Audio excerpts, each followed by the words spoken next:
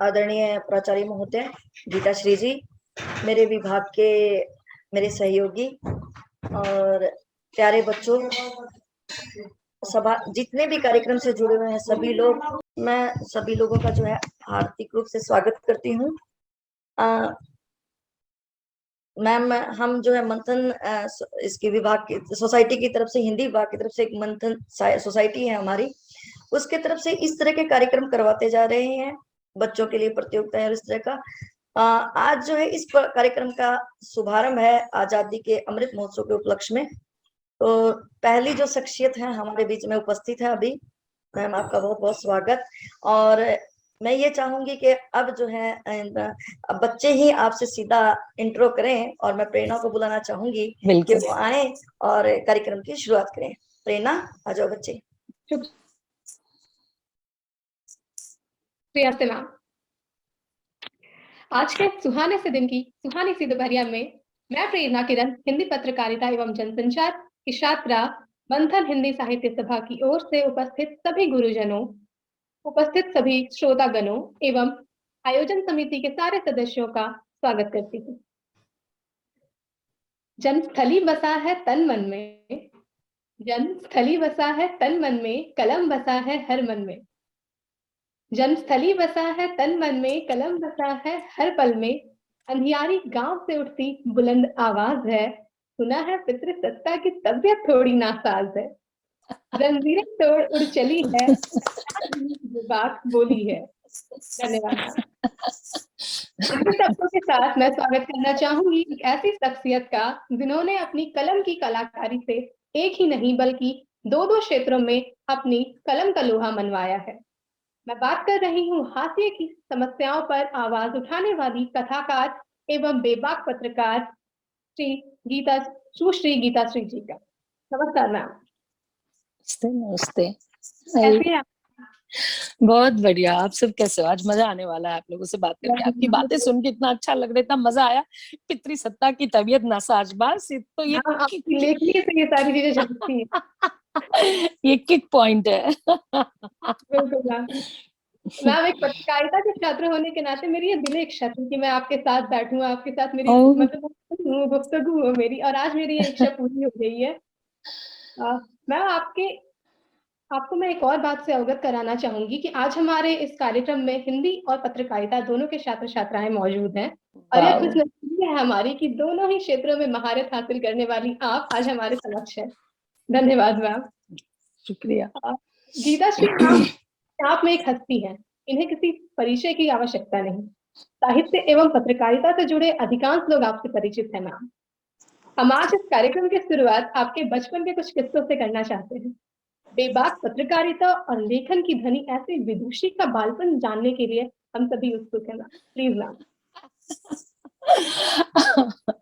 प्रेरणा, सबसे पहले मंथन साहित्य सभा का आभार, खालसा कॉलेज का, अंजू जी का, महेंद्र जी का, पूरी आयोजन समिति का बहुत बहुत आभार कि मुझे आज बच्चों से बात करने का मौका दिया। मैं अब तक बहुत सीरियस और अपने पैरेलल या आपसे सीनियर से बात करती थी तो बहुत सजग और सतर्क रहना पड़ता था कि एक शब्द सारा कुछ इंटेलेक्चुअल ही हो। और आज मुझे लग रहा है कि जीवन के सारे मुहाने खुल गए हो और जीवन से जुड़ी हुई बातें, दिल से दिल की बातें, ये तो हर टॉक है, इसको दिल से दिल की बात होने वाली है आज। तो मुझे अच्छा लग रहा है जब मुझे पता चला बच्चे बात करेंगे तो मैं इतनी खुश हुई, क्योंकि मेरा पूरा श्रम, मेरी पूरी लड़ाई, मेरा पूरा काम अपनी बाद की पीढ़ी को सचेत करने में, सतर्क करने में, उसको ये आगाह करने में, उसको ये बताने में खत्म हो रहा है कि उनके पूर्वजों, उनके पुरखिनों के साथ कितनी साजिशें हुई।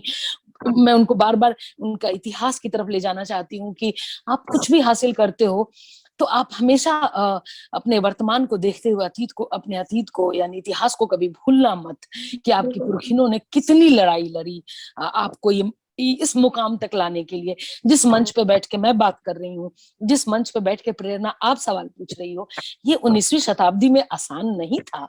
19वीं शताब्दी में आप सोच भी नहीं सकते थे कि गूंगी गुड़ियाएं अपने आप बोलेंगी। उनमें तो जितना चाबी भरा राम ने, उतना ही बोलने की इजाजत थी उनको। तो क्योंकि पूरा समाज जो था अपने सिरहाने में मनुस्मृति रख के सोता था और स्त्रियां दबाव में थी। तो हम मेरी मेरी जो सारी लड़ाई, जो मेरा सारा संघर्ष है, वो आपकी पीढ़ी से संवाद करने के लिए है। मैं खुलेआम बोलती हूँ कि मेरा लेखन अपने समकालीनों के लिए नहीं, अपने वरिष्ठों के लिए नहीं, मेरा लेखन मेरे बाद की बेटियों, बहनों, पीढ़ियों के लिए है, जिन्हें मैं ये बता सकूं, एक संक्रमण काल बीच में खड़ी हूं, मिड में मैं बता सकूं, उनके उनके उनके इतिहास से उन्हें जोड़ सकूं और उन्हें उनके भविष्य की स्त्री तैयार कर सकूं, नई स्त्री तैयार कर सकूं। इसीलिए मैं अपने फेमिनिस्ट होने को एक गाली की तरह पे एक्सेप्ट भी कर लेती हूँ और एक इल्जाम की तरह स्वीकार भी लेती हूँ कि ठीक है, अगर अपने बाद की पीढ़ी को, बाद की लड़कियों को रिहा करना, मुक्त करना, मुक्ति का गान देना, उनको मुक्ति का स्वाद चखाना, मुक्ति का एहसास कराना, उनको उनका इतिहास बताना और उनको उनकी आंखें खोलना अगर इल्जाम है तो ये इल्जाम ही सही। प्रेरणा, आपने बचपन की बात की। देखो, हम सबका बचपन गांधी जी की तरह नहीं होता कि वो इतने ब्रिलियंट होते हैं कि वो बचपन में ही वो अपने टीचर को ऐसा जवाब देते हैं कि टीचर भौचक रहता है। बाद में जब बड़े लोगों का विश्लेषण होता है, पूरी उनकी जिंदगी जीवनी निकलती है, तो अरे पूत के पांव तो पालने में ही दिख गए थे। मेरे पांव पालने में दिखे थे, ये बताने वाला मेरे घर के लोग बता पाएंगे या बाहर का कोई हो जिसने मेरे पालने में मेरे पांव देखे हो। लेकिन जहां तक मेरी स्मृति है, तो मैं बचपन से वाचाल थी, चंचल थी, बहुत बोलती थी और अपने हकों के लिए लड़ती थी।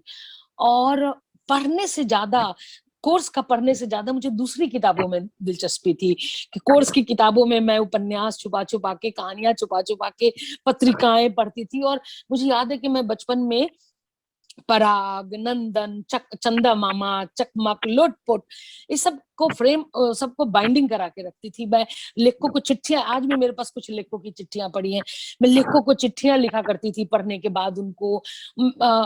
मैं शुरू से ये अगर पूत के पांव पालने में, तो मैंने खुद अपने पांव जो देखे वो ये थे कि मेरा लेखन में इंटरेस्ट था शुरू से। इसीलिए मैंने हिंदी लिटरेचर से एमए किया। लेकिन जब एमए कर रही थी, उसी दौरान मुझे पत्रकारिता में रुचि जाग गई और मुझे लगा कि ये वही काम है। मतलब मैं द्वंद में फंस गई थी कि मैं पढ़ाऊं या पत्रकार बनूं, तो दोनों के बीच मुझे एक को चुनना था। तो जैसे कहते हैं कि जाना था जापान पहुंच गए चीन, बनना था मुझे अंजू जी की जगह पे होना चाहिए था, तो मैं हो गई गीता श्री की जगह पे, मैं पत्रकार बन गई और मुझे इसमें आनंद आने लगा। लेकिन मुझे लगता है कि दो प्रोफेशन के लिए मैं पैदा हुई थी, या तो मैं प्रोफेसर बनती, हिंदी विभाग में हिंदी पढ़ाती, या पत्रकार बनती। ये दो काम ही मैं कर सकती थी, इसके अलावा मैं किसी काम के लायक नहीं थी। और ये सारे लक्षण मुझे बचपन में मुझ में थे। मैं खुद तटस्थ होकर अपने बचपन को देखती हूँ, तो अपनी सारी शरारतें भी जो मेरी थी वो सब बड़ी क्रिएटिव थी, बहुत बहुत कलात्मक थी। जैसे कलाओं से जुड़ी हुई थी मैं, नृत्य, संगीत, कॉमेडी करने का बड़ा वो, मैं छोटे छोटे क्लिपिंग्स लिखती थी कॉमेडी की, कविताएं लिखती थी। जैसे अपने घर में बच्चों को बहलाते हैं तो कविताएं लिख लिख के बहलाते हैं, तो 4-4 लाइनें खुद से लिख लिया करती थी। तो ये सारी चीजें मेरे बचपन में थी। लेकिन मैं एक आम लड़की की तरह बहुत ही शरारती और बहुत चंचल और घर में बहुत डांट खाने वाली और एक सामंती परिवेश में थी, तो बहुत दबा के रखी जाने वाली लड़की थी। इसी से एक विद्रोह शुरू होता है। अगर बहुत ज्यादा बंदिश नहीं होती तो शायद मेरे स्वभाव में विद्रोह नहीं होता। तो वो जो विद्रोह आया, वो जो बागीपन आया, वो जो एक मुक्ति की चाहत जगी, वो इसी से जगी। आपका परिवेश आपको बनाता और बिगाड़ता है। तो मेरा परिवेश ऐसा था जिसने मुझे बागी बनाया, जिसने मुझे विद्रोही बनाया। तो वो सब मेरे बचपन में ही ये सारे बीज पड़ गए थे, लेखन के भी, लिखने के भी, पढ़ने के भी, शरारत के भी, बदमाशियों के भी, मस्ती के भी, चंचलता, बेबाकी की, बोलने की, सब कुछ। मैं ऐसा नहीं कि बचपन में बहुत सीधी सादी लड़की थी, अचानक बोलने लगी, ऐसा नहीं था। मैं जैसी बचपन में थी वैसी ही अभी भी हूँ, वैसे ही शरारती, वैसे ही बेबाक, वैसे ही मुफ्फट, वैसे ही बेहया, वैसी अभी भी प्रेरणा। जी मैम।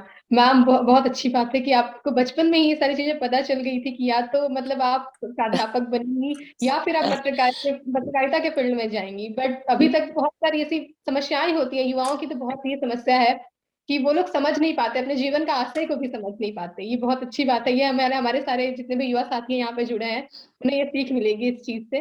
मैम जी आपकी जन्मभूमि रही है मुजफ्फरपुर बिहार, जी। अब वहां से लेकर दिल्ली तक के सफर के विषय में बताएं मैम।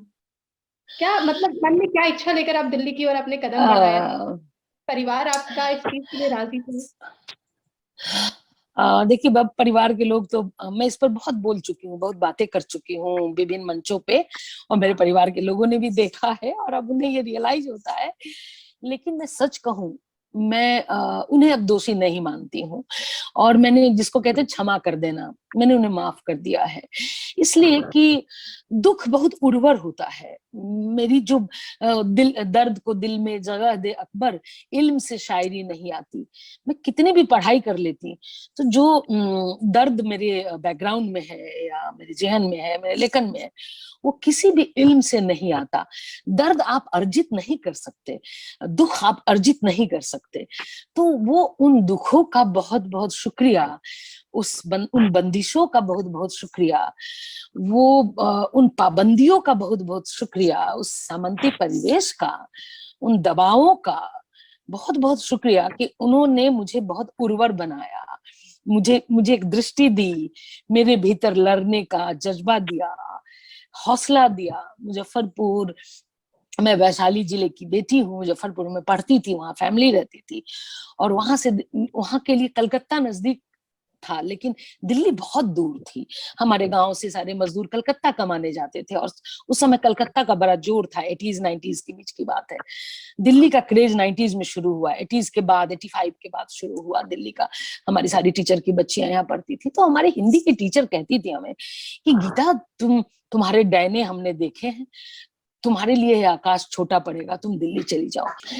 तो मेरे लिए बहुत आसान नहीं था कि एक लड़की जो एमए का इम्तिहान देके सीधे दिल्ली भाग आती है, घर वालों से लड़ के झगड़ के बिना बताए चुपचाप एक दिन दिल्ली चली आती है, और उसको पैसे नहीं उसके पास, लेकिन यहाँ मित्र इतने हैं उसके, शहर के काफी लोग यहाँ पहले से एस्टेब्लिश हो चुके थे, वो लोग सब उसको मिलके नौकरी दिलाते हैं। बहुत कम पैसे की नौकरी मिलती है, आधी तो एक रूम लेकर रहती है। यहाँ दिल्ली में एक लड़की को कोई कमरा नहीं देता रहने के लिए, बहुत मुश्किल से कमरा ढूंढा जाता है, उसमें वो अपना आशियाना बसाती है, अपने सपने रखती है अपने पर्स में, छोटे से कमरे में।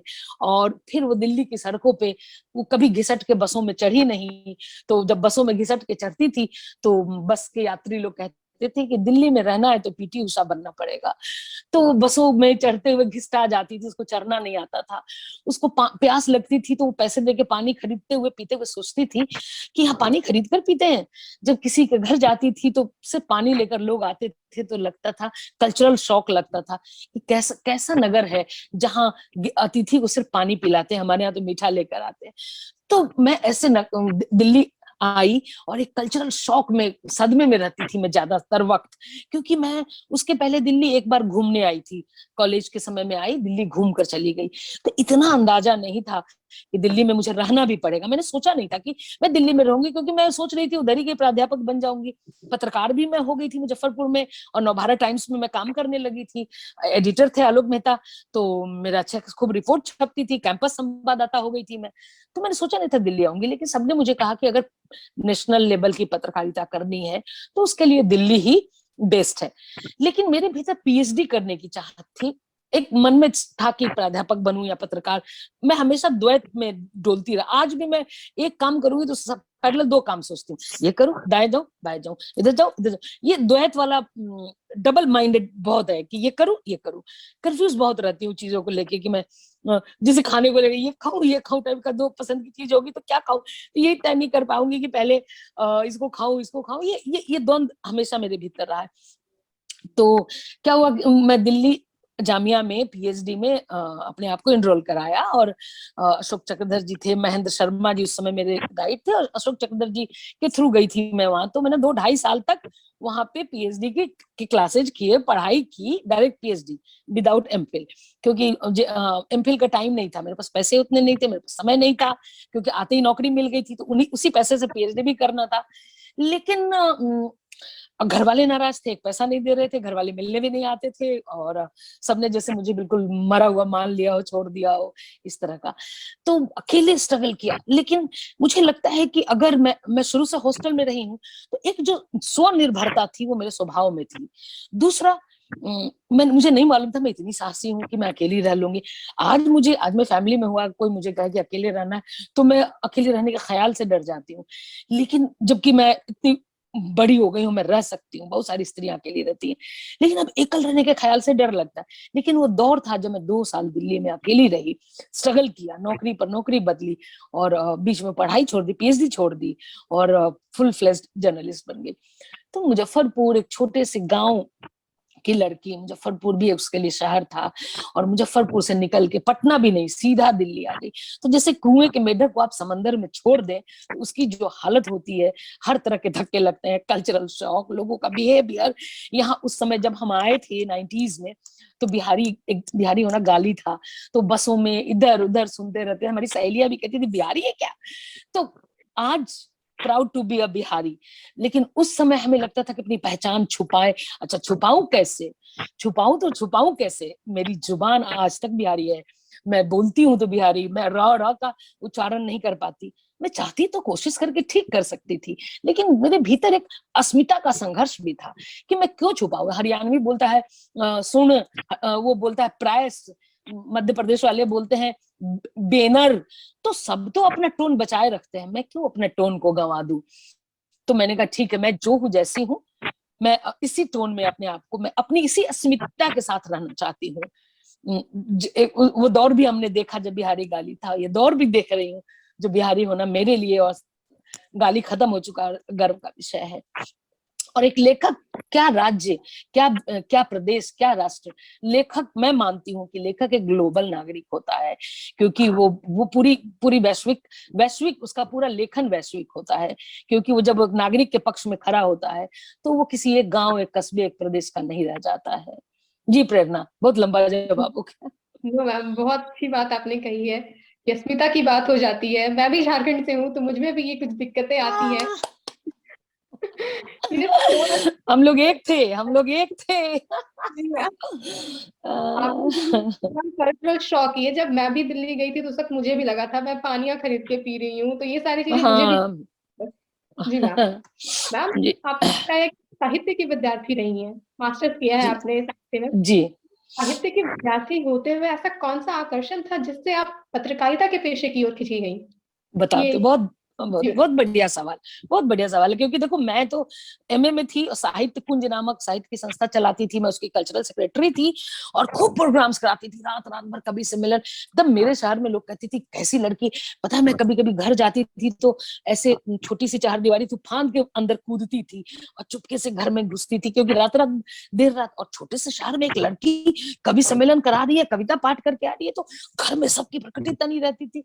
अच्छा, मैं लड़ाका जुझारू, मैं किसी से दबने वाली नहीं, मैं तो जो मेरे को जो करना है वो मैं करूंगी। अगर मैं किसी चीज में पीछे हटी हूँ, इसका मतलब मेरा मन नहीं है। उसको आप ये नहीं मान सकते कि मैं डर गई या मुझे डरा दिया है, मुझे दबा दिया। अगर मैं किसी चीज के लिए पीछे हटी हूँ, इसका मतलब मेरा मन नहीं है। अगर मेरी किसी चीज के लिए मैंने सोच लिया कि मेरा मन है, तो मुझे दुनिया की कोई ताकत नहीं पीछे कर सकती, दबा नहीं सकती। मैं तो अपने फादर के सामने कहती थी कि मैं तो किसी के बाप के, अपने बाप से नहीं डरती हूँ, तो किसके बाप से डरूंगी। तो हंसते थे मेरे पिताजी, बिल्कुल मेरी तरह मस्त मलंग, मस्त मौला थे, तो मेरी उनसे बहुत अच्छी बनती थी। तो मैं उनके मुंह पे कहती थी कि आप तो बिल्कुल मेरे ऊपर गए। तो बोलते हाँ हाँ, बाप तो बेटियों के ऊपर ही जाते हैं। तो पिताजी का बहुत सपोर्ट रहा, वो भी बाद में रहा, जब उनको ये लगा कि बहुत अच्छा काम कर रही है। नहीं तो पत्रकार को बड़ी संदेह से देखते थे, सिर्फ स्त्री के नहीं, पुरुषों के, मेरे कंटेम्प्रेरी जो पत्रकार मेरे शहर से निकले, उनको भी शादी के लिए लड़कियां नहीं मिलती थी। उनके घर वाले परेशान रहते थे कि लड़की वाले आते और पूछते लड़का करता क्या है, पत्रकार ये क्या होता है और क्या करता है, कमाई का साधन क्या है। मतलब पत्रकारी बिहार में उस समय डॉक्टर, इंजीनियर, पीओ, इस तरह के लोगों की मान्यता थी। उनको दहेज अच्छा मिलता था, उनको लड़की अच्छी मिलती थी। जो लड़के पत्रकारिता में आते थे उनको बहुत ही मुश्किल होता था रिश्ते मिलने में, और लड़की ऐसे माहौल में पत्रकार बन जाए तब तो और लोग संदिग्ध की क्या होती है पत्रकारिता, क्या होता है लेखन, कुछ समझ में उनके नहीं आया। लेकिन मैं जब कॉलेज में थी, एमए में जब पहुंची, तो मैं नवभारत टाइम्स के एडिटर आलोक मेहता के संपर्क में आई। उन्होंने मुझे उकसाया। आलोक मेहता में खूबी थी, मैंने बाद में भी उनके साथ आउटलुक में काम किया। वो तो उनको मैं कहती थी आप पत्रकारिता के महेश भट्ट हैं, आप दीवारों से भी एक्टिंग करा लेते हैं। महेश भट्ट घटिया से घटिया एक्टर से एक्टिंग करा लेते हैं। आलोक मेहता को मैं कहती थी आप दीवारों से भी आर्टिकल लिखवा लेंगे, और वो करते थे काम। टाइपिस्ट से भी लिखवा लेना, ग्राफिक आर्टिस्ट से भी आर्टिस्ट रिपोर्ट करवा लेना, वो उनकी यूएसपी थी। तो उसमें मैं स्टूडेंट और वो एडिटर, मतलब इतने बड़े अखबार के एडिटर। उन्होंने मुझे कहा आप कैंपस संवाददाता बन जाइए। उन्होंने मुझे कैंपस संवाददाता बना दिया, और मैं कैंपस की खबरें भेजने लगी, और बड़े बड़े साहित्यकारों का इंटरव्यू करने लगी अपने शहर के, और खूब बड़ा छापते थे अखबार में, जगह देख के। कविताएं लिखती थी तो वो भी छपती थी मेरी उस समय के अखबारों में। उस समय सारे बड़े अखबारों में, पटना से छपने वाले सारे बड़े अखबारों में मैं छपती थी। लेकिन मुझे पत्रकार बना दिया आलोक मेहता ने, पीछे पड़ के कि नहीं। और मैं विश्वविद्यालय में पॉपुलर छात्र थी, नेता थी, अपने एनएसयूआई में भी काम किया कुछ समय, फिर छात्र संगठन की भी नेता रही, मैं जीतती थी तो मैं नेता टाइप की थी वहां पे। और एक अपना जलवा था, मतलब पूरा अच्छा खासा गैंग था, और लीडरशिप क्वालिटी उस समय थी। तो सब मेरे से जुड़े रहते थे। मैं सबको जोड़ के रखने में माहिर थी। मतलब अगर 15 लड़के हैं तो मैं अकेली लड़की हूँ, लेकिन हम सब इकट्ठे रहते थे। तो मैं सबको जोड़ के रखती थी। तो एक क्वालिटी थी सबको जोड़कर चलने की। आज भी मेरे दोस्त बहुत हैं, और बहुत अच्छा ग्रुप है, हम सब इकट्ठे रहते हैं। मतलब मेरी आदत है दोस्त समूह में दोस्तों को जोड़ के रखना, दोस्तों के साथ जुड़े रहना। वो उस समय भी थी। तो इस सबको ये लगा कि ये मुझे उसी दौरान ये लगने लगा कि मुझे मजा आने लगा है रिपोर्ट लिखने में, फील्ड में जाने में। मैं उस समय राजीव गांधी, मेनका गांधी, जो भी बिहार में आते थे बड़े बड़े लीडर, सोनिया गांधी, सबका वो कवर करती थी, रैली कवर करती थी। तो मुझे लगा कि मुझे मजा आने लगा रिपोर्टिंग करने में। तो मुझे वो पत्रकारिता एक नशा है, एक चस्का है, जो मुझे उसी समय लग गया। अब जब लग गया तो मैं पीछे हट नहीं सकती, और चाहे घर वाले कितना भी विरोध करे। और राष्ट्रीय लेवल की पत्रकारिता करनी है, राष्ट्रीय लेवल की राजनीति करनी है, तो आपको दिल्ली आना पड़ेगा। तो वहीं से उस चस्के ने मुझे मुजफ्फरपुर छोड़ने को मजबूर कर दिया, और मैं सीधे रिस्क लेकर दिल्ली आ गई। ना कोई नौकरी, ना कोई ठिकाना, ना कोई सहारा। मैं आज भी कभी कभी सोचती हूँ तो क्या मैं वही गीताश्री हूँ? मैं आज एक कदम उठाने से पहले 100 बार सोचती हूँ कि ये कदम उठा रही हूँ, मैं करूँ कि नहीं करूँ। मैं वही हूँ जो बिना सोचे सीधे छलांग लगा दिया। क्या ही, मैं खुद को ही पीछे मुड़ के तटस्थ होकर देखती हूँ तो मैं अपने पे अचरज करती हूँ कि क्या वो मैं ही थी। जी जी प्रेरणा। मैम, आपने पत्रकारिता के क्षेत्र में अमिट कार्य किए हैं। बिंदिया, आउटलुक जैसे पत्रिकाओं की आप संपादक रह चुकी हैं, विभिन्न क्षेत्रों में आपने रिपोर्टिंग की है। तो मैम, अचानक आपने फिर साहित्य की ओर विमुख, मतलब आप अचानक विमुख हुई है साहित्य की ओर, तो इसके पीछे क्या कारण है? प्रेरणा, ऐसा रहा कि साहित्य की तरफ अचानक ही हुआ ये। देखो, इसको मैं फिर इतिहास में ले जाना चाहूंगी कि मैं कविताएं लिखती थी। जब दिल्ली आई तो दिल्ली में कविता संग्रह भी मेरा, जो पहले की सारी कविताएं थी, कच्ची पक्की बच्ची बचकानी कविताएं, वो मैंने हिंदी अकादमी में जमा किया, तो उसको अवार्ड मिल गया, तो छप गई किताब। उसके बाद छूट गई कविता। आप पत्रकार अगर फुल टाइम जर्नलिस्ट हैं, रिपोर्टिंग करते हैं, फील्ड में हैं, तो साहित्य के लिए आपके पास टाइम नहीं है। लेकिन मेरे भीतर भूख इतनी थी कि मैं रात को, मेरा नियम था कि मेरे सारे नियम टूट जाते हैं, मैं नियम के विरुद्ध हूँ, हर वो काम करती हूँ जो जिसमें नियम में चलना ना हो। लेकिन एक नियम मेरा कभी नहीं छूटा, वो था कि रात को सोने से पहले 2 पन्ना भी पढ़ना है। तो मैं साहित्य की जितनी किताबें ऑफिस में आती थी रिव्यू के लिए, वो मैं एक कॉपी उठा लाती थी या किसी से मांग लेती थी, बुक फेयर लगता था खरीद लेती थी, पढ़ती थी। पढ़ना नहीं छोड़ा मैंने, चाहे 2 पेज पढूं, चाहे 3 पेज पढूं। आज भी रात को सोने से पहले, अब थोड़ी आदत बदल गई कि फिल्म देख लेती हूँ, कोई ना कोई, जैसे कल रात को वीटा एंड वर्जीनिया देखा, अपने समय की दो दिग्गज लेखिकाएं जो एक दूसरे की लवर भी थी, वो फिल्म देखी। तो रोज रात को 1.5-2 घंटे की फिल्म होती है, आप देख लेते हैं। जिस दिन फिल्म देखने का मन नहीं होता, कोई किताब उठाती हूँ, चाहे 4 पन्ने, लेकिन जरूर पढ़ती हूँ, क्योंकि मैंने एक यही नियम है, 2 चीजें कभी नहीं छोड़ी, एक सांस लेना और पढ़ना। ये 2 चीजें मैं नियम से करती हूँ, सांस लेना और पढ़ना। बाकी चीजें मैं सब बदल देती हूँ, उलट पुलट कर देती हूँ नियमों में। मुझे बिल्कुल पसंद नहीं रूटीन में बंद के काम करना, जीने और पढ़ने के सिवा रूटीन में कोई काम पसंद नहीं मुझे। तो वही मैं बता रही आपको कि उससे हुआ ये कि वो जो एक भीतर में साहित्य बचा हुआ था, कहीं ना कहीं कविताएं छूट गई, कहानीकार तो मैं थी नहीं, लेकिन मैंने फील्ड में बहुत काम किया और ऐसे ऐसे स्टोरीज की रिपोर्ट लिखी जिसको मुझे लगता था कि दर्द होता, तकलीफ होती थी, और मुझे लगता था ये तो अखबार में या मैगजीन में 2 पेज में, लेकिन इसके दर्द को मैं आवाज नहीं दे पाऊंगी, इसको मुझे लिखने के लिए कुछ और करना पड़ेगा। तो मैं फिर उसके बाद साहित्यकारों के, जब आउटलुक में आई तो साहित्यकारों के संपर्क में आई। फिर मेरा मेरी दोस्ती यादव जी से, हंस के से गति में बैठने उठने लगा, और मैं उनको बहुत सारी घटनाएं सुनाती कि मैं सुंदरबन गई थी तो ऐसे हुआ, तो मैं दंतेवाड़ा गई थी तो ये हुआ, मैं छत्तीसगढ़ गई तो ये हुआ, मैं फला जंगल में गई तो फला गांव में गई, मैं मुर्शिदाबाद गई तो वहां एक ऐसी लेडी मिली, तो ये सब सुनाती थी उनको। तो कहते थे तेरे पास इतने किस्से चल चल कर आते हैं, इन्हें लिखते क्यों नहीं? मैंने कहा मुझे कहानी लिखनी नहीं आती। उन्होंने कहा मैं युवा विशेषांक निकल रहा है 2009 अक्टूबर में, और अजय नवरिया इसके ये संपादक है, इसमें कहानी दे। और मैंने पहली कहानी लिखी और बहुत मेहनत की, 6 ड्राफ्ट, क्योंकि लिखने नहीं आती, मैं सच बताऊं मुझे बिल्कुल कहानी में रिपोर्ट लिख सकती थी, कहानी नहीं लिख सकती थी, इसीलिए कच्ची पक्की लिख के उनके पास ले जाती थी, फिर उसमें काट पीट करते थे, मुझे समझाते थे। 4 ड्राफ्ट 5 ड्राफ्ट में अंत में वो कहानी पास हुई। लेकिन मैं कहानी लिखना तब सीख गई, पूरी तरह नहीं, पूरी तरह तो तब सीखी जब 8-10 कहानियां लिखी। हालांकि मेरी दूसरी ही कहानी क्राफ्ट के लिहाज से लोगों को आज तक बहुत पसंद है, सोन मछली, लेकिन फिर भी मुझे लगता है कि मैं हर नई कहानी लिखती हूँ तो कुछ नया सीखती हूँ।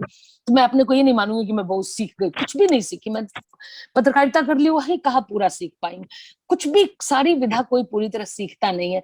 विधाएं बड़ी बेवफा होती है, थोड़ा बहुत अपना छुपा लेती हैं, सब कुछ आपको नहीं देती हैं, तो आप पूरी तरह साध नहीं सकते। आप तब तो आप ईश्वर हो जाएंगे, पत्रकारिता की देवी हो जाती मैं, साहित्य की देवत्व से विधाएं हमें बचा लेती हैं, हमें मनुष्य रहने देती हैं।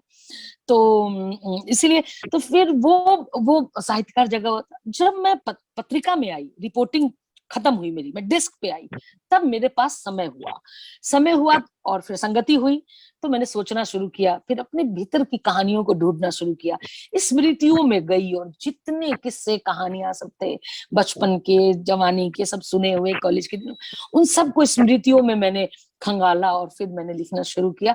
तो बहुत मजा आने लगा, और वही आवेग फिर से उमड़ा, वही उत्तेजना फिर से हुई जो पत्रकारिता की शुरुआत में हुई। जैसे 0 से शुरू की पत्रकारिता, ये दूसरा फील्ड है जिसे मैंने 0 से शुरू किया। कोई जीवन में एक चुनौती लेता है, मुझे 2-2 चुनौती मिली, इसके पीछे कोई दोषी नहीं, मैं जिम्मेदार हूँ कि दोबारा फिर से मैंने 0 से शुरू किया, मतलब नई पीढ़ी के साथ लिखना शुरू किया।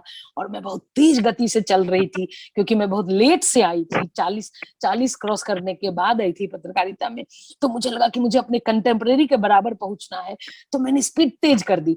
और जब तेज कर दी तब भी मुझे लगा कि नौकरी से न्याय नहीं कर पा रही हूँ, तो मुझे लगा नौकरी छोड़ देनी चाहिए। तो 25 साल लगातार नौकरी करने के बाद मैंने एक दिन नौकरी 2017 में मैंने नौकरी छोड़ दी, और उसके बाद से मैंने कहा स्वतंत्र पत्रकारिता करूंगी और स्वतंत्र लेखन करूंगी। इसके मैंने ये रास्ता चुन लिया कि मुझे इसी रास्ते पर चलना है, और मैं पूरी तरह से साहित्य के लिए अपने आप को झोंक दिया।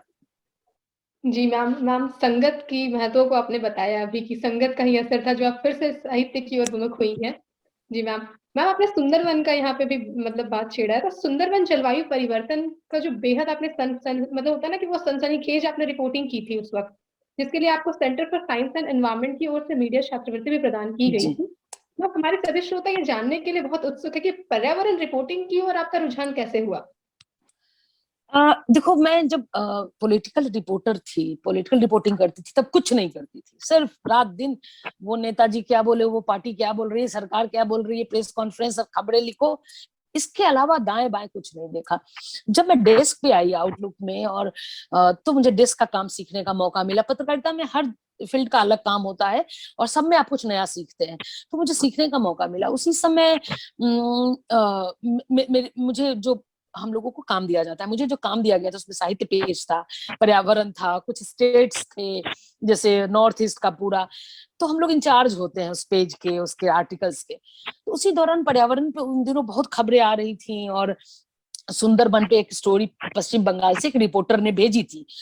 तो वो देख के मुझे लगा कि यार, एक आइलैंड से मुझे बड़ा लगाव है। मतलब मुझे कोई बोले कहाँ बसना चाहोगे, तो मैं आइलैंड का चयन करूंगी। तो मैं बसना चाहूंगी जहां मतलब चारों तरफ पानी और बीच में एक आइलैंड हो। तो मुझे एक ऐसे भी आइलैंड से बहुत लगाव था। और सुंदरबन का मैंने जब 100 से ज्यादा आइलैंड है वहां पे, और जब देखा कि पता उस रिपोर्ट्स में ये था कि मैनग्रोव खत्म हो रहे हैं, और उस समय आइला आया था उधर, चक्रवात, जिससे बहुत सारे आए थे, और बहुत तबाही हुई थी सुंदरबन में। और उसी समय एक फिल्म आई थी अपर्णा सेन की, माई जैपनीज वाइफ।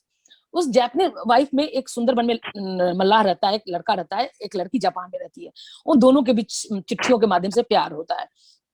तो वो उसमें वो सारे आइलैंड थे, गोसाबा, बासंती, कागमारी, आइलैंड की अपनी दिक्कतें, वो सारा कुछ। तो मैं ना, मेरे भीतर उत्सुकताएं बहुत होती हैं चीजों को जानने की, रहस्य को डिकोड करने की। जैसे मुझे कोई बता दो वहाँ भूत रहते हैं, तो मैं जरूर जाऊंगी उस अंधेरे में प्रवेश करने की, क्या है वहां। मुझे डर वर नहीं लगता इस मामले में। तो मुझे वो बहुत रहस्यमय सुंदरबन लगा, वो रिपोर्ट पढ़ के भी, और माई जैपनीज वाइफ फिल्म देखने के बाद भी। तो मुझे लगा मैंने ऑफिस में प्रपोजल दिया कि मैं कुछ काम करना चाहती हूँ सुंदरबन पे।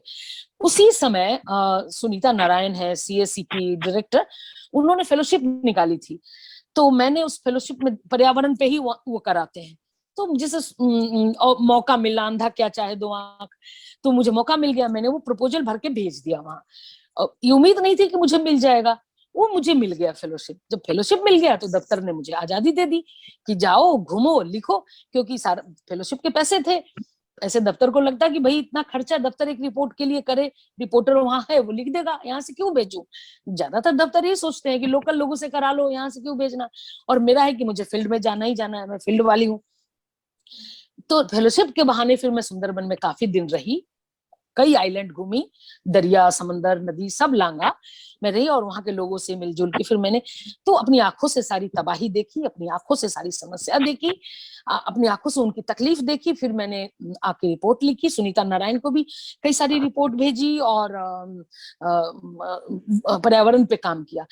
तो मुझे पर्यावरण पे आज भी रुचि। देखिए, मैं साइंस वाइंस उतना नहीं जानती हूँ, हाँ मैं पर्यावरण विज्ञानी से बात करके वो जो कहेंगे लिख दूंगी, लेकिन मैं जो लोग वहां बसते हैं उनकी समस्याएं जानती हूँ। जो वहां पे टाइगर विडोज है, उनकी समस्याएं मैं जानती हूँ। वहां मीठा पानी नहीं आता है, उनकी समस्याएं मैं जानती हूँ। वहां पे लोग कैसे क्लाइमेट रिफ्यूजी रहते हैं, उनकी समस्याएं जानती हूँ। वहां वहां कैसे उनके घर डूब रहे हैं, कैसे आने वाले समय में डूब जाएंगे, उनकी समस्याएं। मैं वाटर का लेवल कितना बढ़ा और मैनग्रोव कितना बचा, ये सब उतना नहीं जानती हूँ। मैं ये सब उनसे पर्यावरण विज्ञानी से बात कर सकती हूँ, लेकिन मैं वहां के लोगों, मतलब मेरा शुरू से जो साहित्य का काम है वो वो मेरा स्वभाव भी है कि लोगों के बारे में जानना, उनके हितों के बारे में जानना, उनके हितों के बारे में लिखना। तो उसने मुझे पर्यावरण रिपोर्टिंग से जोड़ा। और मैं आज भी एक जो अगली किताब मैं अब करूंगी वो पर्यावरण के शरणार्थियों पर ही करूंगी, उन लोगों से बातचीत करके। जी प्रेरणा। जी मैम। मैम, आपका ही एक कथन है कि किसी लेखक की पहचान उसकी एक किताब से नहीं होनी चाहिए। तो मैम, इसलिए मैं आपको किसी एक क्षेत्र विशेष में बांधकर सवाल नहीं पूछूंगी। आपने ऐसे बहुत से कार्य किए हैं जो आज के युवाओं के लिए प्रेरणा स्रोत है। झारखंड और छत्तीसगढ़ की जो आदिवासी लड़कियों की तस्करी पर आपने जो रिपोर्टिंग की थी, उसके लिए आपको रामनाथ गोयनका अवार्ड से भी सम्मानित किया गया है 2008 में। मैम, यहाँ पे उपस्थित सारे प्रतिभागी, खासकर पत्रकारिता के छात्र, ये जानने के लिए बहुत जिज्ञासु है कि आपका अनुभव कैसा रहा था उस वक्त झारखंड। देखिए, हाँ हाँ, मैं बहुत अच्छा सवाल प्रेरणा, मैं बताती हूँ। देखिए ये जो पुरस्कार है ना, ये पुरस्कार भारतीय पत्रकारिता का ऑस्कर माना जाता है, इससे बड़ा कोई पुरस्कार नहीं है। और हर पत्रकार का सपना होता है। मेरे ऑफिस में मुझसे पहले मेरी कलीग को मिला था, तो उसके बाद से मेरी आंखों में भी ये सपना पलने लगा था। और मैं क्या सपनों का पीछा, मैं अपने को गरेरिया मानती हूँ, अल्केमिस्ट का वो गरेरिया जो अपने सपनों का पीछा बुढ़ापे तक करता है। मैं चाहे बूढ़ी हो जाऊं, लेकिन अगर मैंने कोई सपना बचपन में देखा है तो मैं उसका बुढ़ापे तक पीछा करूंगी, पूरा हो चाहे नहीं हो। अभी कई चीजें, कई ख्वाहिशें ऐसी है कि हर ख्वाहिश पे मेरा दम निकलता है, लेकिन दम निकले तो निकले, मैं पूरा करके रहूंगी। मैंने कभी ये नहीं चाहा कि मुझे चांद चाहिए, मैंने चांद सितारों की तमन्ना नहीं की, क्योंकि मैं जानती हूँ कि मैंने उनकी तमन्ना की जिनके लिए मैं प्रयास करूं तो मैं हासिल कर सकती हूँ। तो मैंने ऐसे सपने देखे। तो ये जो पुरस्कार है, इसके लिए मैंने सोचा नहीं कि मुझे मिल जाएगा, लेकिन मैंने जब फेलोशिप किया नेशनल फाउंडेशन फॉर इंडिया से ट्राइबल गर्ल्स की ट्रैफिकिंग पे, जिसमें मध्य प्रदेश, झारखंड, छत्तीसगढ़ तीनों इलाका था। मैंने जब मुझे ये फेलोशिप 1 साल के लिए मिला, इसमें मुझे 10 स्टोरी लिखनी थी, 10 कम से कम। बाद में मैं इसकी किताब भी लाई हूँ, सपनों की मंडी, वाणी प्रकाशन से छपी है। तो सारी रिपोर्ट्स इकट्ठा करके, तो मैं जब इन इलाकों में घूमती थी और इंटीरियर में जाके, झारखंड के इंटीरियर में और छत्तीसगढ़ के इंटीरियर में कई कई दिन रहती थी जंगलों में, वहां जाके वहां के उनकी फैमिली से, ट्रैफिकिंग की शिकार लड़कियों से मिली थी। तो मैं आके स्टोरीज लिखती थी आउटलुक में। उसी में से एक स्टोरी जो बहुत दर्दनाक थी, जो दिल्ली से लौट कर लड़कियां जाती थी जो ट्रैफिकिंग की शिकार, उनको वहां बड़ी हीन नजर से देखते थे, उनको कहते थे दिल्ली रिटर्न। उनका नाम ही था दिल्ली रिटर्न, दिल्ली छाप लड़कियां। उनका पुनर्वास बहुत मुश्किल था। कई के घर वाले नहीं रखते थे, कई के घर वाले सब, कई लोग घर में रख भी लेते थे अपनी बेटी को वापसी के बाद। ये उस दौर की बात है। तो मोहल्ले वाले, गांव वाले उसको कहते थे दिल्ली रिटर्न, मतलब दिल्ली छाप। मतलब हे दृष्टि की, मतलब बहुत ये चरित्रहीन है, और ये बहुत उस तरह से हे दृष्टि से देखते थे। ऐसी लड़कियों के लिए वहां पे रांची में एक है, बीजूपाड़ा में एक जगह है किशोरी निकेतन। वो सारी लड़कियां थी जो अपने परिवारों से ठुकरा दी गई थी, जो समाज से ठुकरा दी गई थी। मैंने उनपे, मतलब मुझे भी रोना आया, और मैंने ऐसी मार्मिक स्टोरी लिखी। आज भी मुझे अपनी लिखी कोई स्टोरी पसंद है तो वो स्टोरी लिखी, दिल्ली रिटर्न की दास्तान।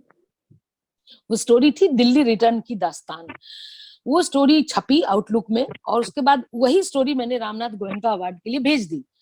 वो पुरस्कृत हो गई, और उसके बाद से मेरा पीछे मुड़कर देखा नहीं मैंने। मतलब ऐसा लगा कि मैंने, अब मेरा सपना पूरा हो गया, जो सपने मैं देखती थी कि मैं ऐसी स्टोरी करूं। मैं सिर्फ उपलब्धि के ही सपने नहीं देखती हूँ, मैं काम के भी सपने देखती हूँ। जैसा कि मैंने अभी आपको बताया कि मैं क्लाइमेट रिफ्यूजी पे काम करना चाहती हूँ। तो ये इससे क्या अवार्ड मिलेगा, क्या पैसे मिलेंगे, मुझे नहीं मालूम। इसकी क्या कौन सी उपलब्धि में शामिल होगी, मुझे नहीं मालूम। ये काम है, तो मेरे लिए मेरा काम ही सपना है। उस पर मिला हुआ पुरस्कार तो बोनस है। मैं ये नहीं सोचती कि मैं ये काम कर रही हूँ तो इसको मुझे पुरस्कार मिल जाए। जिन दिनों में दिल्ली रिटर्न की दास्तान लिख रही थी, सोचा भी नहीं था कि गोयनका अवार्ड मिलेगा। तो संयोग की बात है कि उनको स्टोरी अच्छी लगी और उन्होंने अवार्ड दिया। बड़े बड़े लोग ज्यूरी में थे। उस ज्यूरी में ऐसे लोग थे कि आप उनके आसपास भी भटक नहीं सकते। गोयनका अवार्ड के ज्यूरी में इस देश के टॉप 5 लोग होते हैं, जिनके आसपास आप फटकने की हैसियत नहीं है हमारी, वैसे लोग थे। तो मैं मानती हूँ, मुझे खुद पर कई बार लोग अगर गर्व करने का अवसर मिलता है तो मैं कहती हूँ कि मैं मानती हूँ कि जिन 5 लोग जो ज्यूरी में थे, जिनके आसपास फटकने की हैसियत नहीं हमारी, अगर उन लोगों ने मेरी उस स्टोरी को चुना है तो मैंने चलो जीवन में एक अच्छा काम किया है। मेरा काम ही मेरी उपलब्धि है। मैं पुरस्कार को उपलब्धि के तौर पर नहीं, एक बोनस के तौर पे, एक हौसला अफजाई के तौर पे देखती हूँ। मैं सच बता रही हूँ, मैं कोई वैरागी नहीं, संत नहीं। जीवन के अनुभव ने मुझे बहुत चोट दी है, उन चोटों ने मुझे ये सिखाया है, और इन सब की व्यर्थता भी साबित की है मेरे सामने कि सबसे कुछ नहीं होता है। हमेशा आपका काम बोलता है, आपका काम जिंदा रहता है, आपकी कृति जिंदा रहती है। रजा चले गए, सूजा चले गए, हुसैन चले गए, पिकासो चले गए, विंची चले गए, वान गॉग चले गए, सब चले गए। मोनालिसा जिंदा है, गुर्निका जिंदा है, हुसैन की सारे घोड़े जिंदा हैं, जितने भी पेंटर्स, अमृता शेरगिल की स्त्रियां जिंदा हैं। प्रेमचंद की कहानियां जिंदा है, सब सब सब कृतियां जिंदा है।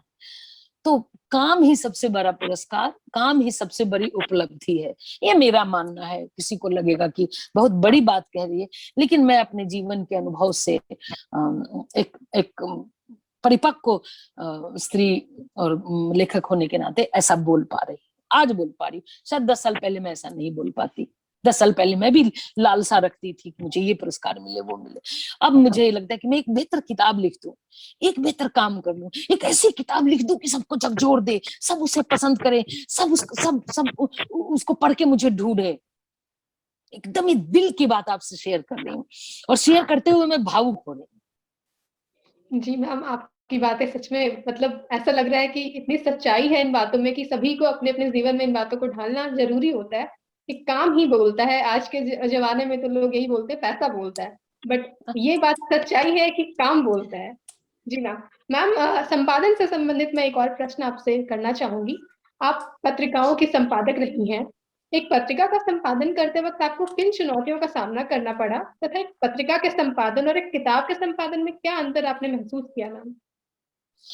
देखो, पत्रिका में व्यावसायिक दबाव बहुत होता है, पाठकों का दबाव बहुत होता है, व्यावसायिक दबाव होता है। आप हेड होते हैं तो आप मैनेजमेंट के प्रति जवाबदेह होते हैं, मार्केटिंग के प्रति जवाबदेह होते हैं, और आपको पाठकों की आकांक्षाओं पे खरी उतरना होता है। तो पत्रिका में बहुत चुनौती होती है, आप फेल होने की पूरी संभावना होती है। अगर पूरी टीम आपके साथ है तो आप पास होते हैं, पूरा सपोर्ट है अगर आपको मैनेजमेंट का तो आप पास होते हैं। मैनेजमेंट चाहे तो आपको कभी भी फेल कर दे। तो इसलिए वहां पे तो हर दिन चुनौती, हर दिन संघर्ष होता था पत्रिका में। हर अंक हमारे लिए एक चुनौती की तरह थी कि पत्रिका का कोई अंक आए और अगर वो बच गई कॉपी, उसकी नहीं बिकी, तो अगले अंक के लिए कई बार और चैलेंज हो जाता था कि अगला अंक और कितना बेहतर निकाले कि पिछले अंक से ज्यादा बिके। वहां बाजार का बहुत दबाव, बिकने का बहुत दबाव। अब रही बात किताब संपादित करने की, तो मैंने कम से कम 17-18 किताबें संपादित की हैं, और अभी इस वक्त भी किताब संपादित कर रही हूँ। फिल्मकार राजेंद्र कृष्ण के ऊपर, उन पर कोई किताब नहीं, वो पहली किताब होगी जो प्रलेख प्रकाशन से आने वाली है। संपादन कर रही हूँ, मैंने लोगों से लिखवाया है। ऐसे गुमनाम हीरोज पे काम कर रही हूँ। इसमें चुनौती सब पब्लिशर झेलते हैं, मुझे कोई चुनौती नहीं, बल्कि मेरा तो संपर्क इतना अच्छा है लोगों से कि मैं जिससे चाहूँ लिखवा लूं। मेरे कहने पे सब लिखते हैं, मेरी बात सब मानते हैं। तो बड़े बड़े लेखकों ने मेरे इस किताब में आलेख दिए हैं अपने, बिना ना नुकुर किए, और मैं उन सबकी मुंह लगी भी हूँ और सबको मानती भी हूँ।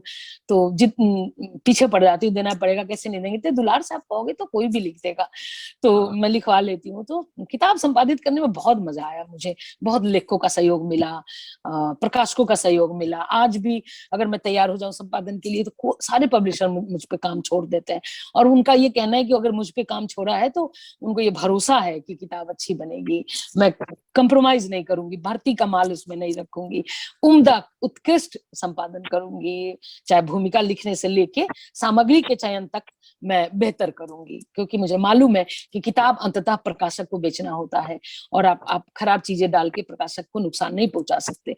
और दूसरा, पाठकों के प्रति भी आपकी कोई जिम्मेदारी है कि पाठक भी इतना खराब स्वाद मत करो उसका, उसे भी कुछ ऐसा दो जिससे पढ़ के लगे कि अरे तो नई बात है, तो नई जानकारी है, हमें पता ही नहीं था, इस किताब से पता चला। तभी कोई किताब सार्थक है जब आप उसे कुछ नया आस्वाद दे सकें। प्रेरणा। जी मैम। मैम, आपने शुरुआत में अपने बचपन के कुछ किस्से सुनाए। ऐसा प्रतीत होता है कि आपका अधिकांश समय आपके गांव में बीता है, और इसका प्रतिबिंब आपकी लेखनी में हमें साफ झलकता है। मैम, आपने अपने जीवन में और पत्रकारिता के बहुत सारे किस्से हमें सुनाए और हमसे साझा किया है। तो हम रुक करते हैं आपकी काव्य और कथा साहित्य की ओर। आपकी बहुत सारी रचनाएं हैं जिसमें कुछ प्रसिद्ध कृतियां हैं: लेडीज सर्कल, हसीनाबाद, औरत की बोली, सपनों की मंडी, भूत खेला, लिट्टी चोखा एवं अन्य कहानियां। सभी के माध्यम से आपने लोक जीवन को प्रदर्शित किया है। मैम, आपकी रचनाओं में एक बहुत ही रोचक नाम सामने आया है, हसीनाबाद। मैम, थोड़ा हाँ थोड़ा जिज्ञासा हाँ हो हाँ, जाती है मन में कि आप हसीनाबाद हाँ क्यों? हाँ हाँ, आप झारखंड की है ना, इसलिए आपको यस। हुसैनाबाद एक जगह है झारखंड में, बिल्कुल। बांग्लादेश बॉर्डर पे, उसका जी। पुराना नाम था हसीनाबाद। ओके। हसीनाबाद, उस नाम बदल गया है उसका। तो मैं जब ट्रैफिकिंग पे काम कर रही थी तो भटकते भटकते हुसैनाबाद पहुंची थी। तो मुझे इतिहास में बहुत रुचि है, मैंने इतिहास में पढ़ाई नहीं की, लेकिन मैं इतिहास बहुत खोदती हूँ, खुदाई उत्खनन करती हूँ इतिहास का।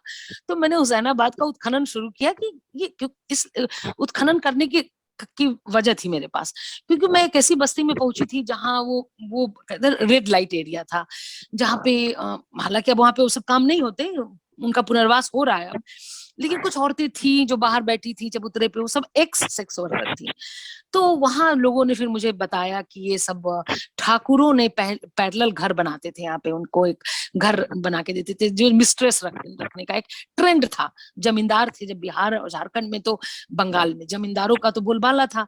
तो उन लोगों ने मिलके एक बस्ती बसाई थी जहाँ पे ये तो उन्हीं के नाम पे हसीनाएं बहुत थी, और लड़कियां ट्रैफिकिंग होकर तब भी आती थी नेपाल से, बांग्लादेश से, और गरीब लड़कियां थी। तो उनको सुंदर, गरीब और सुंदर, तो सुंदरता तो गरीबी के लिए अभिशाप है, और गरीबों के लिए सुंदरता अभिशाप है। तो वहां से लड़कियां उठा के वो ठाकुर लाते थे, उनके अपनी मिस्ट्रेस बना के रखते थे। तो वो जगह, तो उसका इतिहास मुझे पता चला तो बड़ा लोमहर्षक इतिहास था। तो फिर मैंने रिसर्च किया वहां, फिर रुक गई, रुक के काम किया, उसके इतिहास उकेड़ा, उसका अतीत, उसका पूरा अतीत जांच की, उन औरतों से बात की। और फिर मैंने एक ऐसी लड़की से मिली जो उन्हीं की बेटी थी, और जो अभी इस समय नेशनल लेवल पे काम कर रही है, एनजीओ चलाती है, मैं नाम लेना नहीं चाहूंगी, लेकिन उसने ये काम करने से इनकार कर दिया, और उसकी माँ ने उसे अपनी बेटी को जलालत से निकाल के एक अच्छे नागरिक की जिंदगी दी कि जो मैं काम करती हूँ मेरी बेटी नहीं करेगी। तो वो लोग मेरी प्रेरणा बने। फिर मैंने हसीनाबाद नाम से एक उपन्यास लिखा। ये है इसकी कहानी। जी मैम। मैम, आपके द्वारा संपादित और संयोजित एक रचना है 23 स्त्रियां और राजेंद्र यादव। गीता मैम, हमें इस रचना के साथ साथ हंस पत्रिका के संपादक रह चुके आपके कथा गुरु राजेंद्र यादव के विषय में बताएं। ओ, वो बहुत ही मस्त, बहुत मस्त मलंग, अच्छे, बहुत मस्ती मस्ती करने वाले। उनके यहाँ शाम की महफिलें होती थी, उसको वो चौपाल नाम देते थे।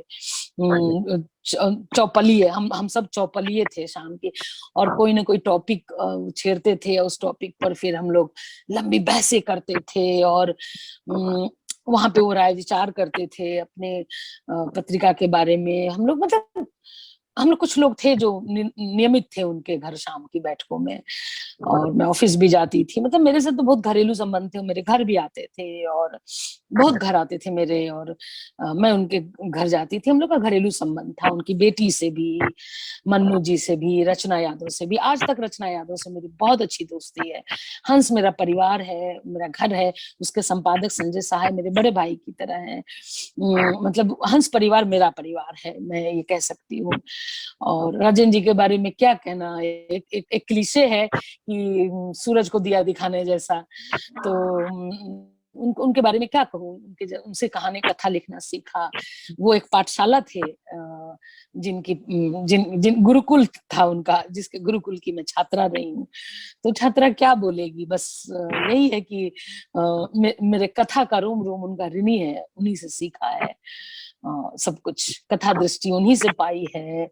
कथा की बौद्धिकता, चीजों को देखने का नजरिया, उसे डील करने का तरीका, यथार्थ को डिकोड करने का तरीका, और यथार्थ को कैसे उस काल्पनिकता के सहारे यथार्थ की जमीन पे कैसे कहानी खड़ा करना है, ये सब उनसे सीखा है। और वो मेरे प्रिय उपन्यासकार, कथाकार और संपादक रहे हैं।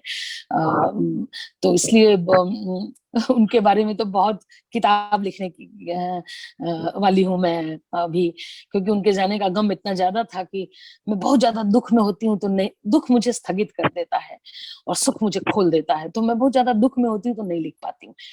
दुख की स्मृति में लिख सकती हूँ, दुख में नहीं लिख सकती हूँ। तो राजेंद्र जी के जाने को तो कई साल तक बहुत मुश्किल हुआ हम लोगों को स्वीकारना कि वो हमारे बीच नहीं रहे हैं। लेकिन हाँ, अब थोड़ा थोड़ा ठीक हो रहा है, क्योंकि वो होते, वो हमें उदास देखे क्या, वो इस तरह से बोलते हैं, मतलब वो इस तरह से बोलते थे कि ये क्या मुंह बना रखा है, ये क्या हाल बना रखा है, क्या मुंह बना रखा। तो उनके सामने आप उदास नहीं रह सकते, मुंह नहीं बना सकते। तो वो आज भी हम बातें करते तो ये कहते हैं कि इस बात पे वो होते तो ऐसे हंसते, ऐसे बोलते। तो हम लोगों को मतलब मुझे कहते थे चंडी, और मेरे मतलब मेरे हस्बैंड के बारे में पूछते थे चंडीदास कहाँ है मुझे चंडी, उनको चंडीदास। तो इस तरह सबके नाम रखते थे कुछ कुछ। तो मैं चंडी थी उनके लिए, चंडी कहाँ, कैसी है चंडी। तो कि मेरे स्वभाव की वजह से, क्योंकि मैं प्रचंड स्वभाव की उनको लगती थी, उग्र थी।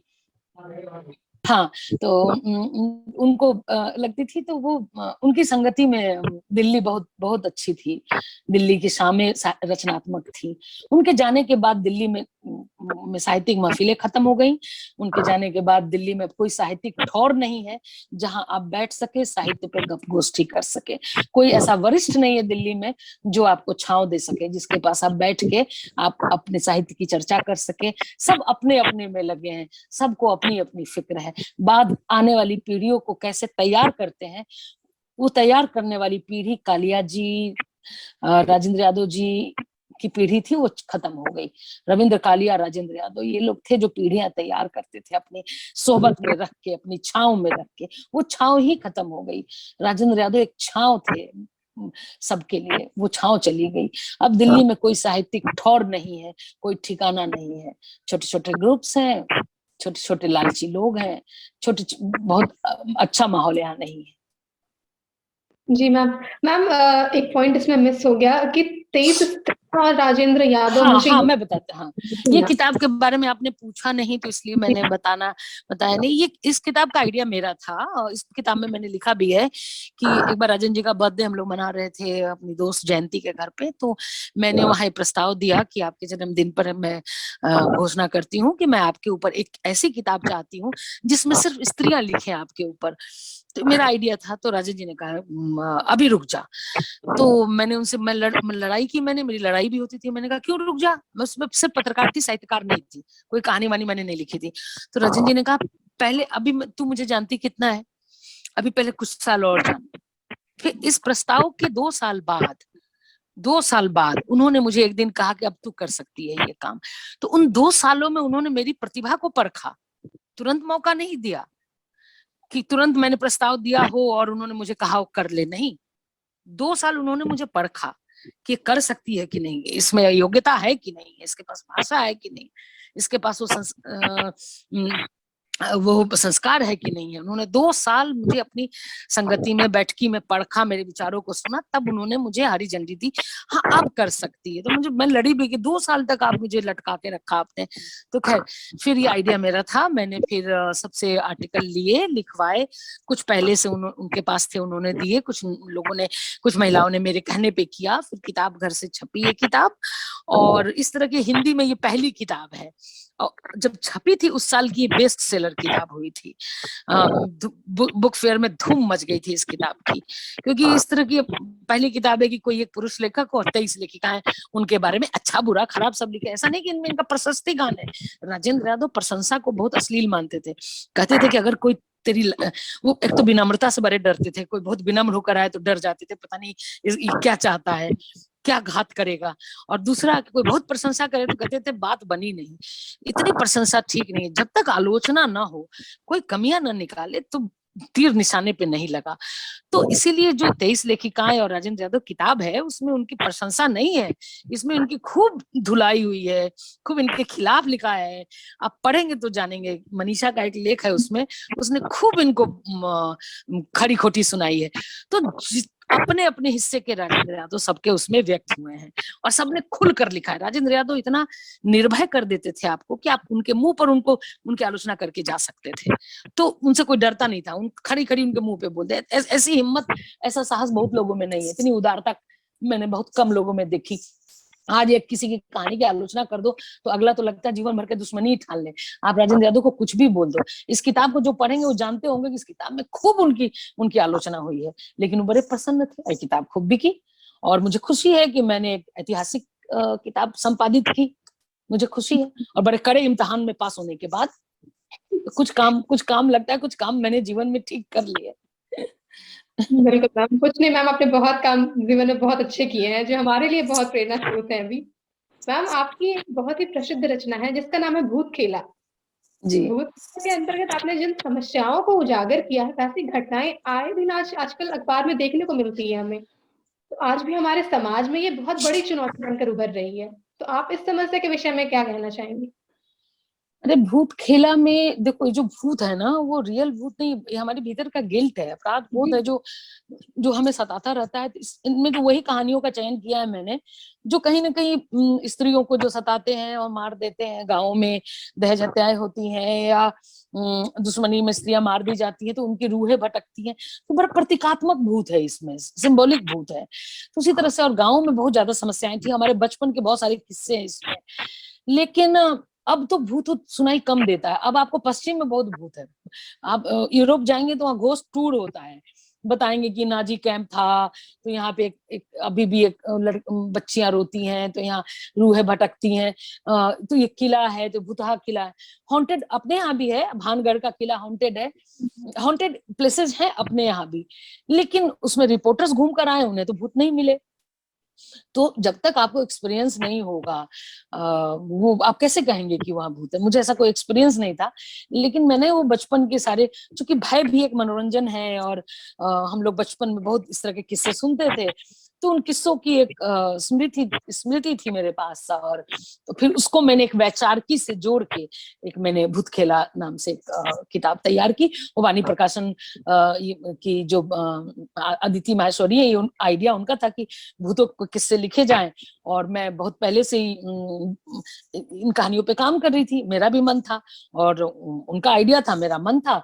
तो हम दोनों ने मिलकर एक प्रोजेक्ट पे काम किया, और बहुत बहुत पढ़ा लोगों ने कि हॉरर कहानियां तो ऐसे भी अच्छी लगती हैं, horror stories, horror serial, horror फिल्में।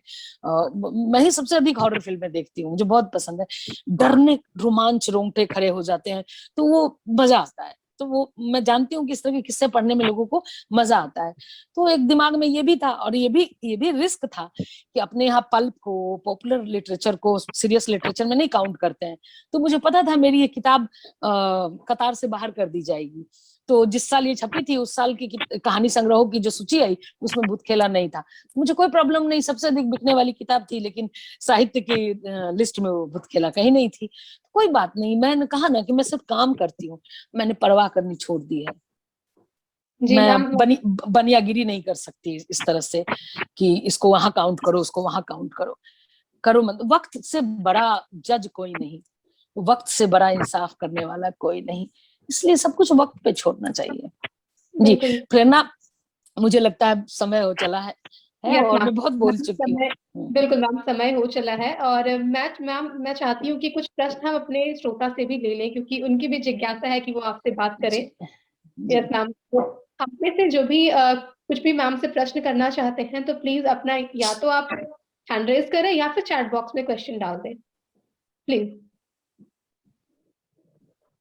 शिवम, आप एक बार चेक करें, जिन्होंने हैंड रेज किया उनके लिए एक एक करके माइक ऑन कर दें।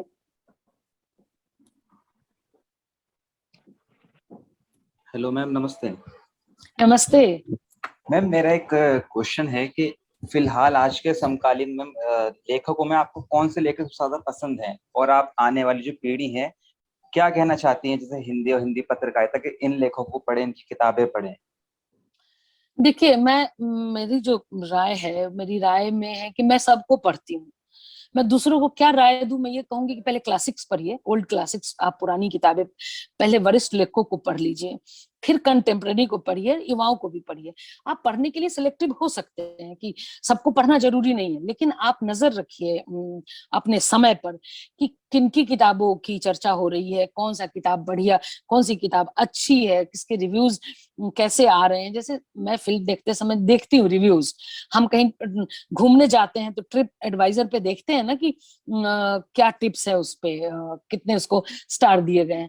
तो आप सबको तो नहीं पढ़ सकते, एक समय की भी का महत्व होता है। लेकिन मेरे प्रिय पर मत जाइए, मेरे प्रिय तो वरिष्ठ लोग बहुत हैं, समकालीन में मैंने सबको पढ़ा है, और मुझे मुझे अधिक मेरा क्या है, मैंने सिलेक्ट करके पढ़ा है, इसलिए मैंने जो मुझे पसंद है उन्हीं को पढ़ा है। तो इसलिए मैं ज्यादा आपको नाम नहीं बता पाऊंगी। एक अभी चल, मैं आवाज आ रही है आपको? मैं नाम लेना मंच से मैं नाम लेना उचित नहीं समझती हूँ, क्योंकि कुछ नाम छूट जाएंगे तो वो अच्छा नहीं होगा, और इस वक्त मुझे नाम छूटने की पूरी संभावना होती है, तो इसलिए मैं अभी नाम नहीं लेना चाहती हूँ। लेकिन मैं ये चाहूंगी कि आप नए युवाओं को भी पढ़ें। युवाओं में मैं नाम जरूर ले सकती हूँ, जो लोग बहुत अच्छा लिख रहे हैं उनको पढ़िए। तस्नीम, उमा, दिव्या विजय, और लड़कों में दिव्य प्रकाश दुबे, सत्या व्यास, नीलोत्पल, निखिल सचान, किशोर, मानव कौल, ये सब नए लोगों में, ये सब लोग बहुत अच्छा लिख रहे हैं। जो नई वाली हिंदी करके है उसमें बहुत अच्छा लिख रहे हैं। हमारे कंटेम्प्रेरी में भी बहुत सारे अच्छे राइटर्स हैं। आप खुद सिलेक्ट करें। एक दो नाम बताना उचित नहीं है मेरे लिए। यहाँ पे अलग से आप बात करेंगे तो मैं बताऊंगी। मैं मंच पे नाम के खतरे उठा चुकी हूँ पहले, तो इसलिए मैं मंच पे नाम लेने से बचती हूँ। वरिष्ठों में भी मैं तो फणीश्वरनाथ रेणु, निर्मल वर्मा की, इन दो की जबरदस्त फैन हूँ। इसके बाद में बहुत सारे लोगों की प्रशंसक हूँ, लेकिन इन दोनों का मुझ पर मतलब कभी भी उठा के 20 बार पढ़ सकती हूँ।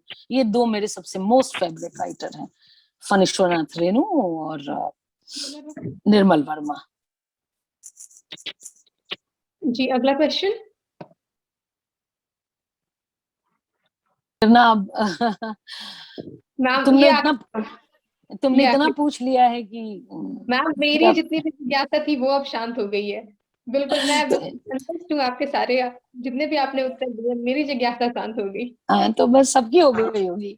मैम नमस्कार, मैं अंजू। मुझे पूछना था मैम। मैम आपने स्त्री सशक्तिकरण पर बहुत अच्छा साहित्य लिखा है, और मेरा पीएचडी का विषय भी कुछ वही रहा है। तो मैं ये जानना चाहूंगी, जैसे हमारे यहाँ सवाल ये बहुत उठता है कि जो रीति रिवाज है, कुछ जो श्रृंगार की चीजें हैं वो एक पुरुष के लिए गाली है, और महिला के लिए वो श्रृंगार, उस पर आपकी क्या दृष्टि है? आप अपने विचार बताइए। पुरुषों के लिए गाली कैसे है श्रृंगार, ये तो मुझे मालूम नहीं है, क्योंकि वो पुरुषों को जो मेकअप की बात कर रही है ना आप। हाँ, ये गाली इसलिए कि उनको लगता है कि अगर मर्द ने लिपस्टिक लगा ली, बिंदी लगा ली, तो वो स्त्रैन हो जाएंगे, स्त्रियां हो जाएंगी, और मऊगा हमारे यहाँ बोलते हैं, और लौंडा और मऊगा गालियां हैं। असल में ये चीजें ना स्त्रियों को के चिन्ह के तौर पे बनाए गए हैं। श्रृंगार के सामान जो है, जो सामग्री है, कि ये बताता है कि ये स्त्री है, ये पुरुष है। इसी विभाजन जो हुआ ना, इसीलिए हुआ, पहचान बनाए रखने के लिए।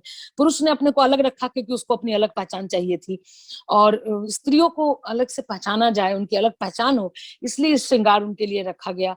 तो उनके लिए सिंदूर, बिंदी, तमाम चीजें, कि ये स्त्री है और ये पुरुष है। तो ये अलग अलग, ये अस्मिताओं का संघर्ष है। इस तरह से आप इसको देखिए कि जो विभाजन है, ये पहचान के लिए, ये पुरुष के लिए की पहचान, ये स्त्री की पहचान। तो जो स्त्रियों के लिए श्रृंगार है, वो श्रृंगार का पूरा एक इतिहास है। आप इतिहास पढ़ेंगी तो आपको मालूम होगा कि स्त्रियों के लिए श्रृंगार क्यों जरूरी था, क्यों श्रृंगार करना पड़ा स्त्रियों को, जबकि सौंदर्य को सजने की कोई जरूरत नहीं है, लेकिन क्यों जरूरी हुआ। बीच में हम लोगों ने एक आंदोलन चलाया था फेसबुक पे, सोशल मीडिया पे, विदाउट मेकअप, नो मेकअप। तो पूरा फोटो हम सब ने अपने अपनी तस्वीरें डाली थी बिना मेकअप के। तो इतनी अच्छी लग रही थी स्त्रियां के मेकअप की क्या जरूरत है। लेकिन उसके बाद हम लोगों ने एक हम राय पे पहुंचे कि ठीक है, ये हमारा चेहरा है। मैं ईरान गई थी, तो ईरान में स्त्रियां बहुत मेकअप करती हैं, लेकिन ऐसे पैक रहती हैं। तो मैंने एक स्त्री से पूछा कि इतना मेकअप आप लोग क्यों करते हो, ओवरलोडेड लगता है चेहरा। तो उसने कहा, मैम हमारे बदन को यहाँ से लेके यहाँ तक तो ढक दिया है कमबख्तों ने, मुल्लाओं ने, बचा ये चेहरा, तो हमने इसी को कैनवस बना दिया है। चलो जाओ, अब इतना ही दिखा सकते ना, तो हमने इसको कैनवस बना दिया है। तो वहां के एक मौलवी साहब के पास गई, तो हमने बताया कि ऐसे ऐसे जवाब दिया स्त्रियों ने। तो उनका जवाब था, ये मेरी किताब में प्रसंग आया है, तो जवाब देते हैं, अरे महिलाओं, उन्होंने कहा कि अरे खवातीनों, काजल लगाना बंद करो, इतने कत्ल करना जरूरी नहीं है, इतने इतने इतने इतने कातिल मत बनो। तो स्त्रियों का जो मेकअप है ना, वो उनके आत्मविश्वास को अगर बढ़ाता है तो उनको जरूर करना चाहिए। ये भ्रम दूर करना चाहिए लोगों को कि स्त्रियों का श्रृंगार जो है पुरुषों को लुभाने के लिए है। वो दिन गए जब स्त्री गाती थी सजना है मुझे सजना के लिए। अब ये दौर नहीं है, वो खत्म।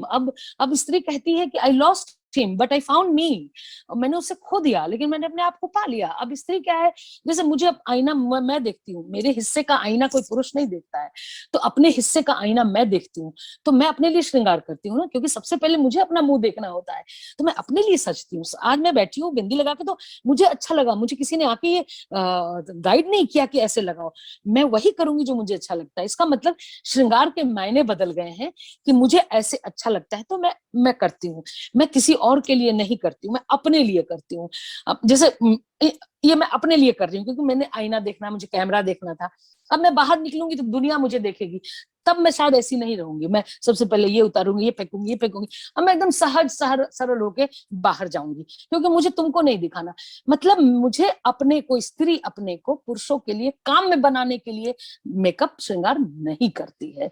लेकिन हाँ, श्रृंगार का विभाजन अस्मिताओं के लिए हुआ था, ये तुम्हारी पहचान है, ये हमारी पहचान है, इसका पूरा हिस्ट्री है पूरा।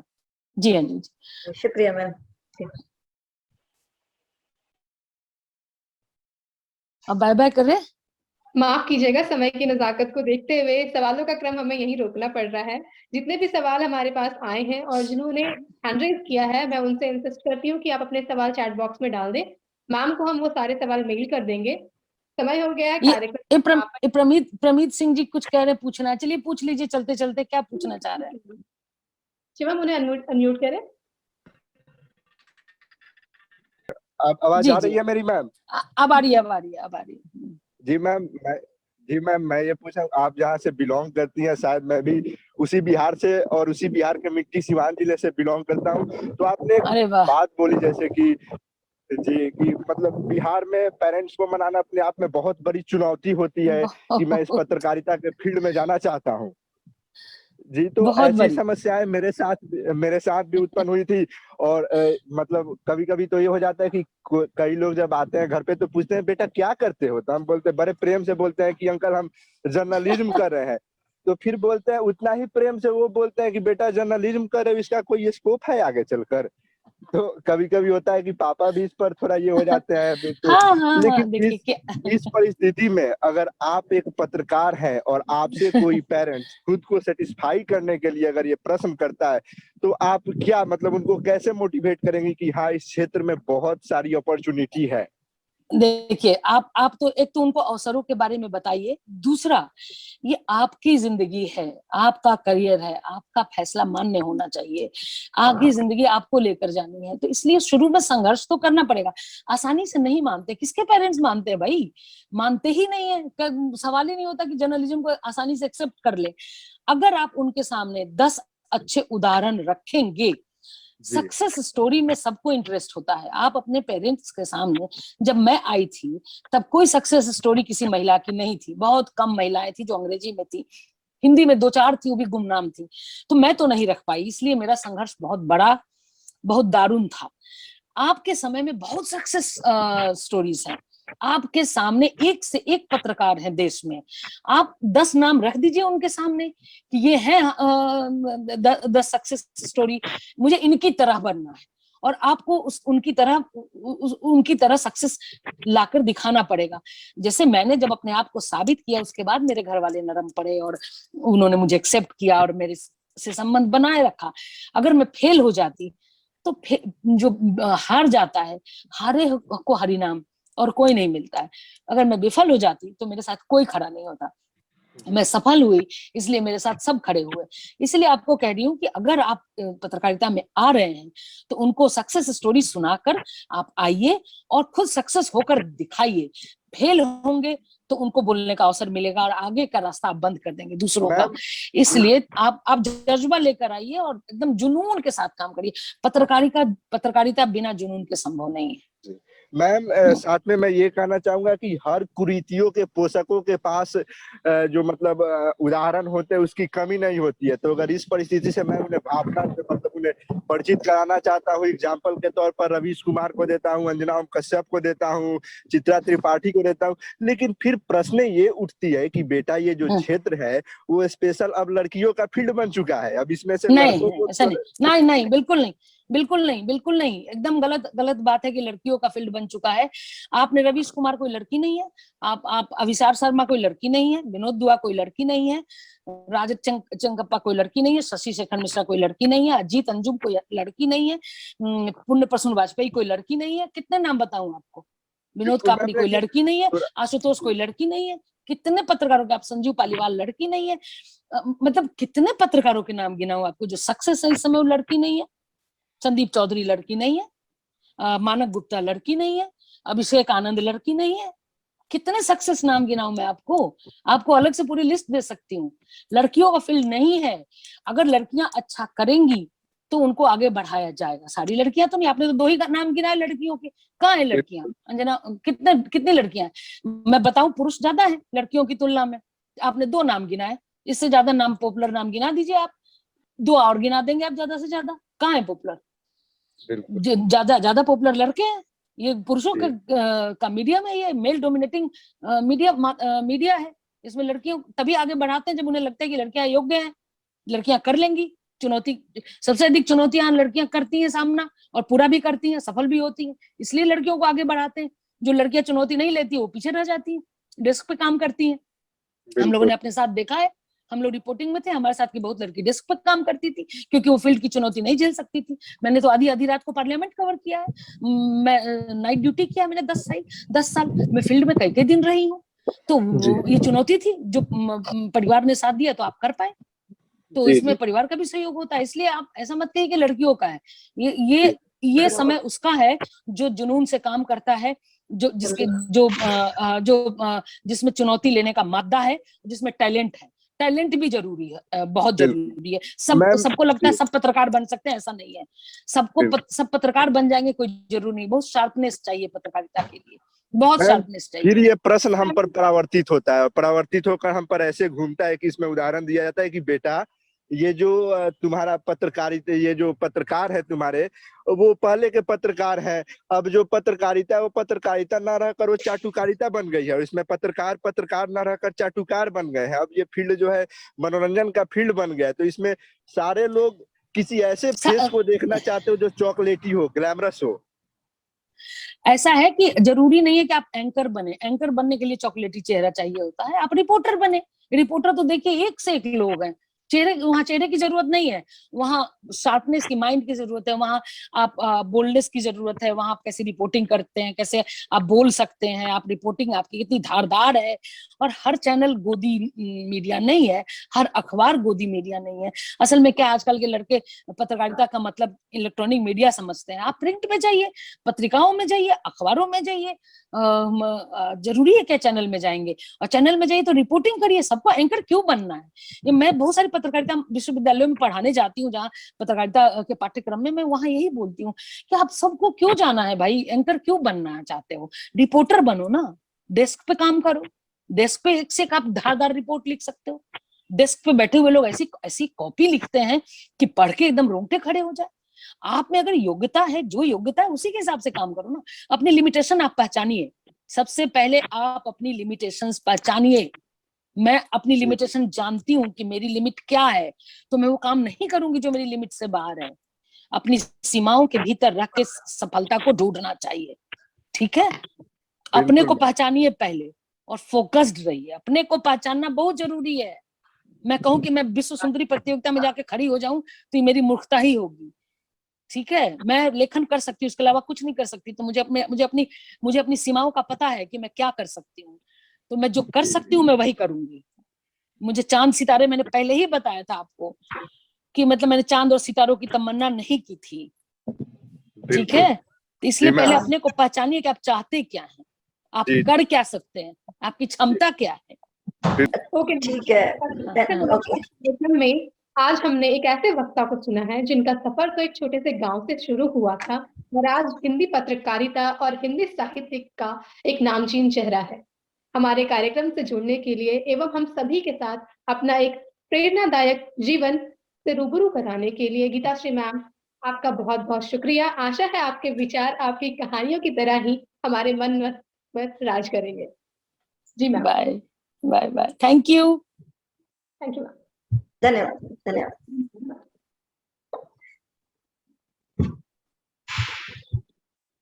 पुनः एक बार मैं प्रेरणा मंथन हिंदी साहित्य सभा की ओर से अतिथि श्री गीता श्री मैम, उपस्थित सभी गुरुजनों एवं सभी प्रतिभागियों का कार्यक्रम से जुड़ने के लिए धन्यवाद करती हूँ। फीडबैक फॉर्म हमारे चैट बॉक्स में दिया है, कृपया कर सभी चैट बॉक्स से फीडबैक फॉर्म भरकर ही लीव करें। जी धन्यवाद। कार्यक्रम के समापन हो गए।